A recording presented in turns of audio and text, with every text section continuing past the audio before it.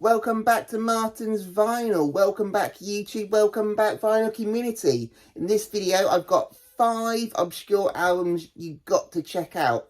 I'm personally into the late 60s and 70s, psychedelic rock, hard rock, blues rock, all with great guitar work. So if you like Led Zeppelin and Black Sabbath, Deep Purple, Cream, this is the video for you. These are the bands that weren't on the radio, off the beaten track and off the radar, but man, you got to check them out. This is the stuff that I really like and what I personally like to collect. So if you are familiar with the big names and the big bands from the 70s and want to explore what else is out there, this is the video for you. I'm not saying you have to go out and buy them or you need these in your collection. Just check them out. You can either stream them or you can listen to them here on YouTube. If you're new to record collecting and are familiar with the classic rock bands you've heard a million times on the radio and looking for something new to change your listening habits, this is the video you have to check out. Now, if you're a more experienced listener and familiar with the late 60s and 70s rock and like to collect records, you might be familiar with some of these. I'll be surprised if you know all of them. Do you know what? Score yourself. Let me know how many you recognise and score yourself and leave a score in the comments for me. I want to make a series of these 5 obscure albums, so let me know if you want to see more by liking, subscribing and commenting. Also worth mentioning is that these are all cheap records that won't break the bank, so let's do it. 5 obscure records. First record I want to show you guys is Ursa Major from 1972. Ursa Major, one of my favourite obscure rock bands from the early 70s. Absolute smoker from start to finish. They're an American hard rock power trio band. I first discovered this album after finding this one. This is the Frost Music, and this one has Dick Wagner at the helm. He's the guitarist singer. This is another psych rock album that you have to check out, but little did I know that he released this heater before becoming a very much in demand backing player. He went on to play for the likes of Peter Gabriel, Lou Reed and Alice Cooper. Also worth mentioning on this album, an uncredited Billy Joel did keyboards before releasing Piano Man in 1973. This is a great hard rock proto-metal album. This should have been the band that catapulted Dick Wagner into guitar god stardom. Instead, like so many other great albums of the 70s, it fell a little unnoticed. This is a crushing piece of epic guitar and drum thuggery that any hard rock fan must at least just check it out. Hard rock with some great heavy psych touches here and there. If you're fans of Uriah Heep and Grand Funk Railroad, you should definitely check this one out. This is a good one. Next up I have Fat from 1970, American blues rock, psychedelic rock and hard rock band, but a lot more in the blues rock vein. This is their debut album on the RCA label. They had some early success and played and toured with the likes of the Grand Funk Railroad, Little Richard, Freddie King, Muddy Waters, Robin Trower, but mostly with the Allman Brothers. Both Dwayne Allman and Barry Oakley were big fans of the band Fat. They also opened up for the Velvet Underground. They do remind me a lot of Steppenwolf and Spooky Tooth. All those bands have a pretty genuine blend of blues, hard rock and psych rock. Even though they did very well with their debut, the band had the misfortune to become victims of a drug bust whilst working on their second album and were immediately dropped by the label, and they struggled to get signed by anyone else. They do have a second album called Footloose, and that didn't come out from 1976 on a private label, but I don't think that one did very well or was that good, to be honest, but this one is still a hidden gem. There's a good vibe to this album, which is solid, rich and full of quality that still transcends so many years later. Killer album, both the music and vocals are stellar. A very good obscure rock band album that you have to check out. Fat from 1970. Next up I got Epitaph from Outside the Law. This is a 1974 first German press on the Membran label. I'm a first press collector, but I also like to collect records from where the band is from. So this is a German band and I wanted a German pressing. Now Discogs has this album labelled as krautrock, and if you don't know what krautrock is, that's German rock with a lot of progressive leanings. To me this is just straight up hard rock. They do sing in English I say they're a German band, but the singer and guitarist Cliff Jackson is from Yorkshire, and the drummer is Scottish. But both those guys moved to Germany to start up with the rest of the band. That's where they all live now. This album was only ever released in Germany and in America. Never been released in the UK. If you don't know who they are, they supported the bands of Yes and Rory Gallagher, Argent, Black Sabbath and ZZ Top. They were the first German band to tour America several times. Now, for old school rock and roll fans, this is a must. Out of all the bands I've mentioned, these guys are probably the most successful. They've been recording for decades.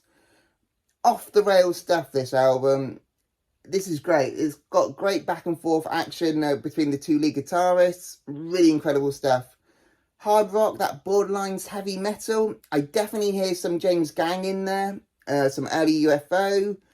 If you're big fans of Wishbone Ash, this is a must. Also, the way the songs are arranged and composed does bring to mind a lot of early Deep Purple stuff. An insane album, just awesome. But before I put this album down, there's a song on here called Tequila Sunrise. For me, it brings a lot of strong resemblance to a Motorhead song called Steal Your Face. Can someone else give that a listen? And so I'm not like the only one who thinks that maybe Motorhead took a lot of riffs from that song. Yes, let me know. The two songs, Tequila Sunrise and Steal Your Face by Motorhead. There's a lot of similarities in that song, and it's just doing my nut in, so give that one a listen. But an incredible album, good obscure stuff from the 70s. Okay, look, this is the next record, but there's two things I have to mention about this record. The first one thing is this album came out in 1989, so not a band from the late 60s or 70s. But man, this is an underground 80s album that sounds crazy like a late 60s psych gem. And another thing is that I don't have the cover for it, but I want it. Hold on, this is Outskirts of Infinity. And the name of the album is Scenes from a Dream of Angels from 1989. Now, I've been wanting this record for the longest time. It's not that rare. You can find them. I've been wanting to find one in the wild. But I gave in because I wasn't finding it after years. So I bought one on eBay. And the first one that came up was this promo record. So I have a promo of the album. I'll put a photo up of what the cover art looks like. I still want it because the cover art is incredible.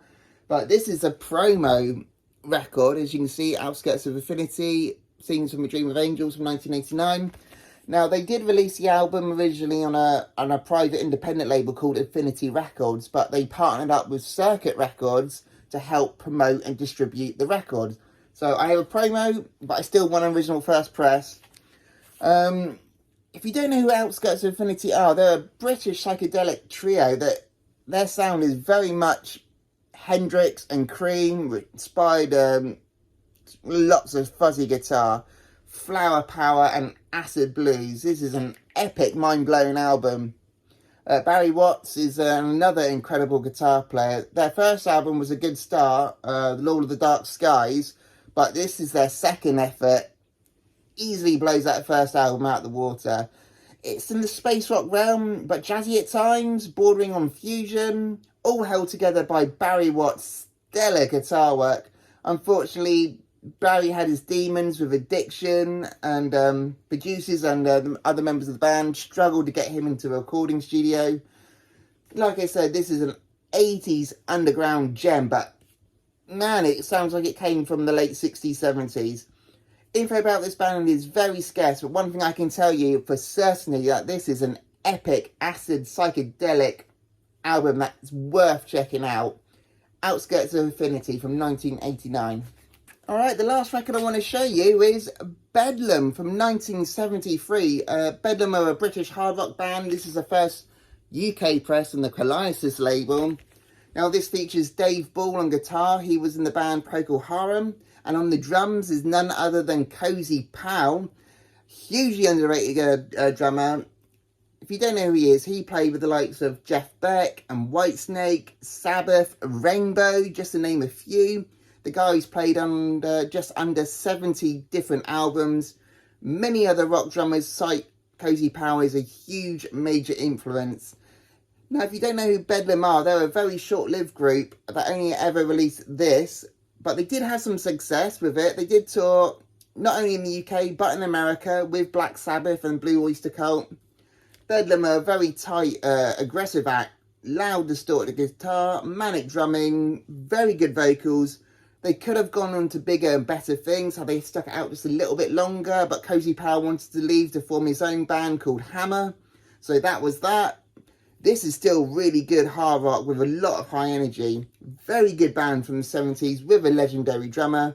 If you're a fan of Cozy Powell and the bands I've just mentioned, then you have to check this album out. Now, this is why I go looking for bands from the early 70s. There's so many bands at the time and under the radar. If you dig long enough, you're going to find hidden gems like this one. That's that. That's my 5 obscure records you have to check out. I want to make a whole series of these, because I don't want to make these videos too long, so I'll be doing 5 at a time. Give me a like, subscribe if you haven't already, and also leave me a comment. Did you recognise any of these albums? Which ones didn't you recognise? Are you going to check them out? Let me know in the comments. Thank you very much for watching.